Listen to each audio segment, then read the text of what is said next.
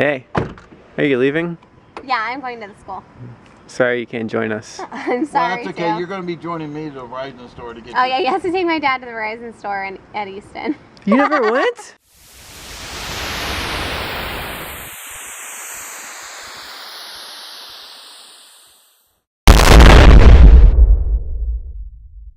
I want to do something a little different today. It's just kind of been a rainy, crappy day today, and I didn't really shoot much video and provide, much of value.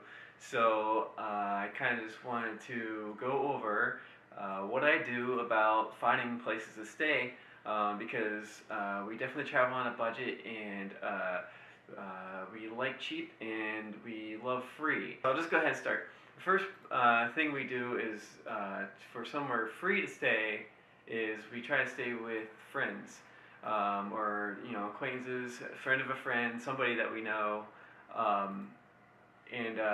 So a lot of times when we're going places, we'll just sit down and think about who we know, and maybe we'll reach out on Facebook, and maybe we'll just talk to some people we know.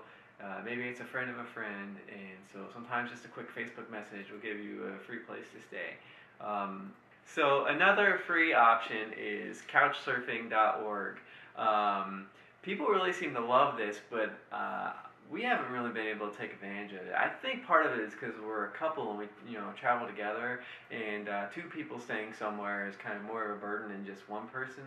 Also, it's just kind of my personal prediction. I think it's like a dating network. I think if you're single, you're good. You're probably going to find somewhere to stay. But for us, it's been real difficult. We've been trying to use it, to find a place in Boston, but no luck so far. But I just want to mention Couchsurfing because people seem to love it. Another thing that's kind of outside the box is house or pet sitting. There are websites out there. I guess there's several sites out there. House Sitters America is one. Trusted House Sitters, House Carers, the list goes on. But basically, what it is, people need to get their houses looked after, or their pets looked after when they go on vacation. So they go on this website and they put their house up, and then you can stay in it and take care of their pets, take care of their house, and in return, you got a free place to stay, and they get their stuff taken care of. So this is sometimes a little bit more for long-term stays. I usually can't just get something for a weekend. It's got to be usually at least a week or two. Just a weekend, people probably aren't going to bother with something like this, and they'll just have a friend probably look after or whatever. But if you're for a longer-term stay somewhere, I definitely would recommend house and pet sitting. Okay, so my favorite thing that's free is hotel points programs. So there's tons of different big chains out there. Pretty much like every major city in the world, you can stay at. One chain is IHG, Marriott Rewards, Starwood, Best Western. All the major chains, they have points programs, and we've gotten tons and tons of points through credit card sign-up bonuses. So I think during this year-long trip, we're going to probably have about, my prediction is 60 days of free nights. So I like to get the lowest redemption. Okay, so another option that is free or at least cheap would be just camping. It might not necessarily charge you in some places to throw your tent up in the middle of the woods, or in a park or something like that if you're allowed to, and that can be really cheap. And then another option is what is known as boondocking, which is just basically you have a rental car or a car that you're driving around, and you just nap in your car for a little while.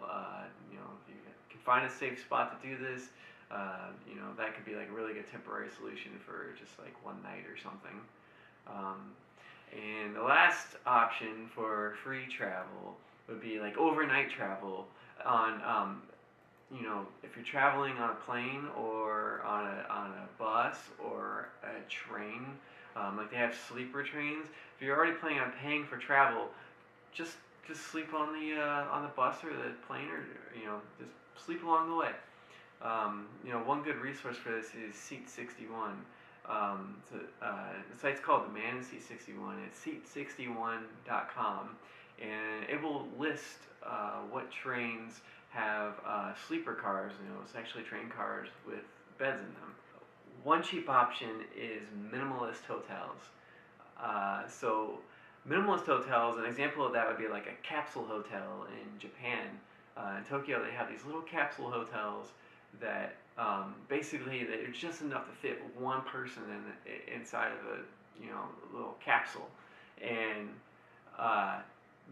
I think that runs about like $16 a night in one location in Tokyo. So which is just amazing because Tokyo is a very expensive city.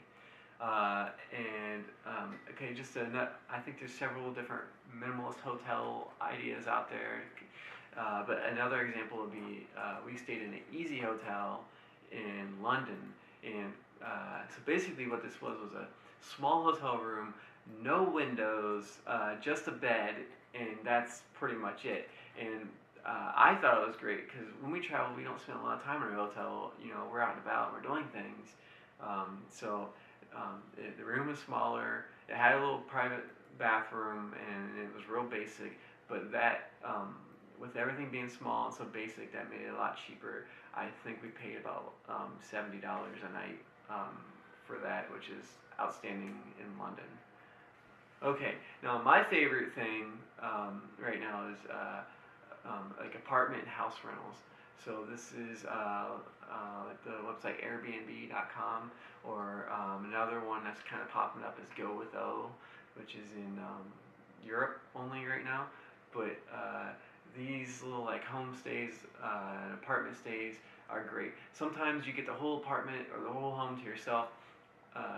Other times you're like sharing half the apartment with the owner, which I also think is really nice because they kind of give you the lowdown of the city and tell you what cool places there are to go to, and are just seem to be really helpful.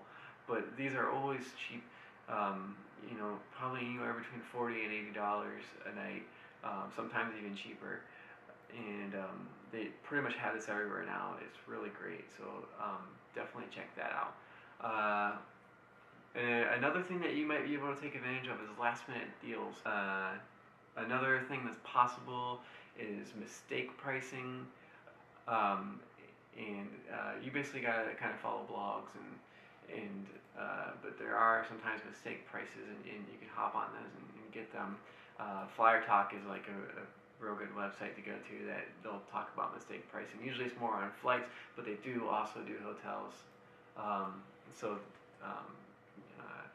That's also kind of one of those things you might be able to get lucky and do, but maybe you can't rely on it. But something you definitely can rely on is hostels. We love hostels. We've stayed at, probably hostels, maybe 50% of our travels, at least on our on our big trip in Europe, we stayed at hostels a lot. And one good reference website is hostelbookers.com. But hostels are, just kind of, I guess there's private rooms in hostels, which we always stay in. And that's just like a real basic hotel room, maybe not quite as fancy, but definitely a lot cheaper. And they also have like dorm rooms with individual bunks, which a lot of people choose to stay in, which is really cheap. We don't necessarily do that because by the time you pay for 2 bunks, sometimes it's better just to get a private room, and the price is almost the same. But I think that's those are the main things that we use for free and cheap travel.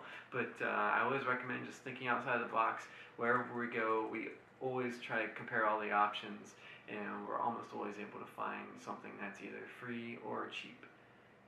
And okay, thanks for watching, and we're done.